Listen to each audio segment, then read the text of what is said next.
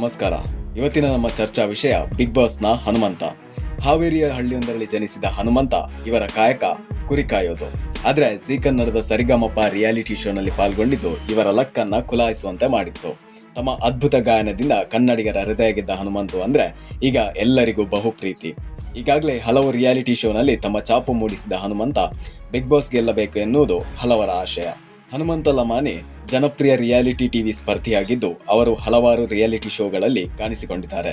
ಸರಿಗಮಪ season 15 ಮೊದಲ runner up ಆಗುವುದರಿಂದ ಹಿಡಿದು ಡ್ಯಾನ್ಸ್ ಕರ್ನಾಟಕ ಡ್ಯಾನ್ಸ್ ಸೆಮಿಫೈನಲಿಸ್ಟ್ ಆಗಿ ಹೊರಹೊಮ್ಮುವವರೆಗೆ ಹನುಮಂತ ವಿಭಿನ್ನ ರಿಯಾಲಿಟಿ ಶೋಗಳಲ್ಲಿ ಭಾಗವಹಿಸಿದ್ದಾರೆ. ಹನುಮಂತನ ಈ ಯಶಸ್ಸು ಜನಪದ ಗಾಯಕನಾಗಿ ಪ್ರಾರಂಭವಾಗಿ ರಿಯಾಲಿಟಿ ಶೋಗಳಲ್ಲಿ ಮಿಂಚುವ ತಾರೆಯಾಗಿ ಬೆಳೆದಿದ್ದೇ ಅವರ ಸರ್ವತೋಮುಖ ಪ್ರತಿಭೆಯ ಉದಾಹರಣೆ.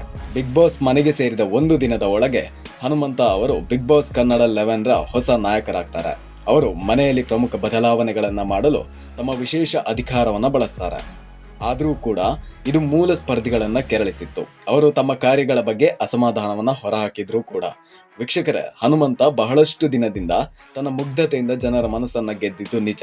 ಆದ್ರೆ ಈ ಮುಗ್ಧತೆ ಎಷ್ಟು ನೈಜತೆಯನ್ನ ಹೊಂದಿದೆ ಅನ್ನೋದರ ಬಗ್ಗೆ ಒಂದಷ್ಟು ಚರ್ಚೆಯನ್ನ ಮಾಡೋಣ ಬನ್ನಿ. ದಯವಿಟ್ಟು ರಿಯಾಲಿಟಿಯನ್ನ ಅರ್ಥ ಮಾಡಿಕೊಳ್ಳುವಂತಹ ಬುದ್ಧಿವಂತರಾಗಿ ನಾವು ಸಮಾಜದಲ್ಲಿ ಬಾಳ್ಬೇಕಾಗುತ್ತೆ. ಯಾಕೆ ಹೇಳ್ತಾ ಇದ್ದೀನಿ ಅಂದ್ರೆ, ಹನುಮಂತ ಬಿಗ್ ಬಾಸ್ ನಲ್ಲಿ ನನ್ನ ಜೊತೆ ಬಟ್ಟೆ ಇಲ್ಲ ಅನ್ನುವಂಥ ಒಂದು ಮಾತನ್ನ ಹೇಳ್ತಾರೆ.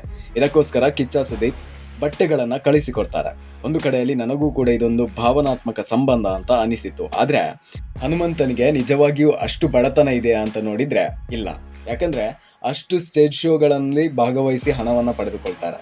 ರಿಯಾಲಿಟಿ ಶೋಗಳಲ್ಲಿ ಬರುವಂತಹ ಸಂಭಾವನೆಗಳಲ್ಲಿ 10 ಜೊತೆ ಡ್ರೆಸ್ ಅನ್ನು ತೆಗೆದುಕೊಳ್ಳದೆ ಇರುವಷ್ಟು ಮೂರ್ಖ ಹನುಮಂತ ಆಗಿರಲಿಕ್ಕಿಲ್ಲ ಅನ್ನೋದು ನನ್ನ ಭಾವನೆ.